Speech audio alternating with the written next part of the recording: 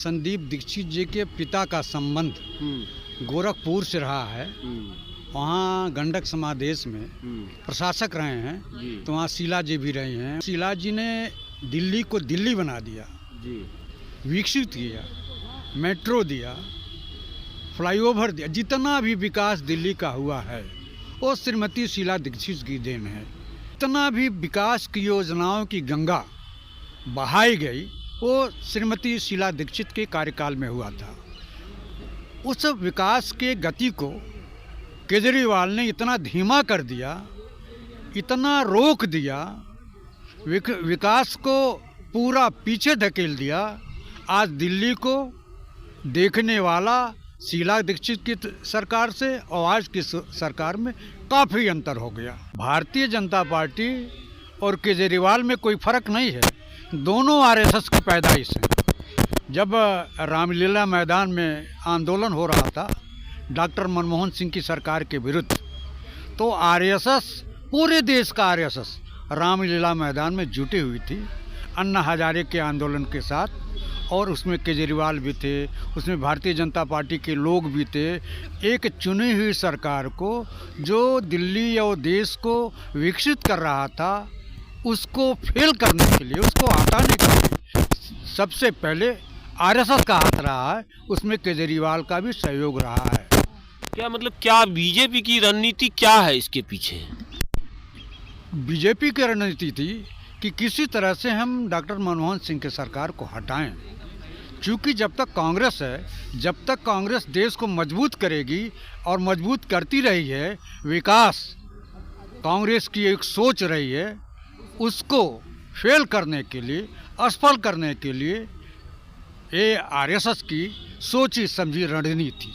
नहीं, ये तो सब लोगों ने देखा कि जो है हटाए भी, लेकिन इस बार जो है फेल भी हो गई, 240 पे अटक गई बीजेपी, और उसके बाद भी सरकार चलाने में सक्षम हो रही है। और जो है जीती हुई बाजी जो है, महाराष्ट्र में भी वही हुआ, जहां कुछ नहीं हुआ तो वहां झारखंड में अब जीत गए। कहा जाए तो मेरा व्यक्तिगत मत है कि ये वोट तो सरकार के विरुद्ध पड़ा है, लेकिन एक ऐसी मशीन है जिसमें हेराफेरी होती है। वह महाराष्ट्र में जनता सरकार के एकदम विरोध में थी, हरियाणा में जनता एकदम मोदी सरकार के विपरीत थी। ज़मीन पर विपरीत हवा, और ये उसके बावजूद भी चुनाव जीत रहे हैं। इसका मतलब है कहीं कहीं चुनाव आयोग, मोदी सरकार और ईवीएम का बहुत बड़ा आरोप लगा रहे हैं। लेकिन ये देखिए, चुनाव के बाद इनको सड़क पर उतरना चाहिए उद्धव जी को, तो ये तो बीजेपी के गोद में खेल रहे हैं, कह रहे हैं अलग लड़ेंगे बीएमसी चुनाव। जो इनके सांसदों का बीजेपी में मर्जर की बात हो रही है, एनसीपी के सांसदों का, पता नहीं क्या क्या है। पूरे देश में नदी के दो किनारे हैं, एक किनारे पर आरएसएस और भारतीय जनता पार्टी है और दूसरे किनारे पर कांग्रेस पार्टी है, जिसका नेतृत्व हमारे नेता प्रतिपक्ष राहुल गांधी जी कर रहे हैं, बहादुरी के साथ कर रहे हैं। अगर आरएसएस का कोई विरोध करता है तो निश्चित रूप से राहुल गांधी जी करते हैं, बकिया सारे लोग गोल मटोल में बात।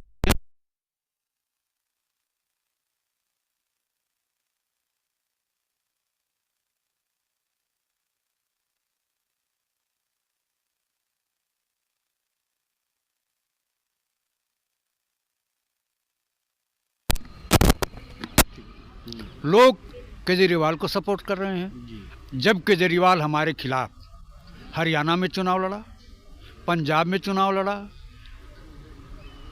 आपका गुजरात में जाकर के मुझको हरवाया, तब इंडिया गठबंधन के लोग कहाँ सोए हुए थे? किसने केजरीवाल को मना किया? जब केजरीवाल को नहीं मना किया तो उसको मना करने वाला कौन होता है? मैं मजबूती के साथ, बहादुरी के साथ एकदम दिल्ली में चुनाव लड़ रहा हूं। कोई हारे कोई जीते, मुझे कांग्रेस की सरकार बनानी है। ये बात तो देखी जा रही है कि जैसे आपके पीछे केजरीवाल जी पड़े हुए हैं और इंडिया गठबंधन में भी रहने में सफल हो जाते हैं, तो इसमें आपकी कमी है या इंडिया गठबंधन की जो दूसरे दल हैं, अखिलेश जी जैसे लोग, कह रहे हैं कि नहीं जी दिल्ली में इसको आना चाहिए, इसको उन समर्थन कर। अखिलेश जी ने कहा है कि हमारा इंडिया गठबंधन मजबूत है। अब उनको केजरीवाल में जो यमुना साफ नहीं हुई उसको देख करके उन्होंने समर्थन किया कि दिल्ली एकदम गंदी हो गई, सड़कें टूटी हुई हैं, नालियाँ टूटी हुई हैं। क्या शराब से जो पैसा कमाया है उसके आधार पर उन्होंने समर्थन दिया है? ये तो अखिलेश जी जाने। बस दिल्ली में ठीक नहीं, कहीं भी खड़ी हो जाती है, खराब हो जाती है और पड़ी रहती है घंटों, जो है उसको कोई उठाने वाला नहीं हो। जिन बसों को शीला दीक्षित जी ने खरीदवाया और चमचमाती हुई बसें थी, चलती हुई बसें थी, लोगों को बैठने के लिए आरामदायक बसें थी, लेकिन 10 साल में इन्होंने कुछ किया नहीं। लेकिन बसों की हालत, व्यक्तियों की हालत, मजदूरों की हालत, गरीबों की हालत, बेरोजगारी की हालत को इन्होंने एकदम बेकार कर दिया।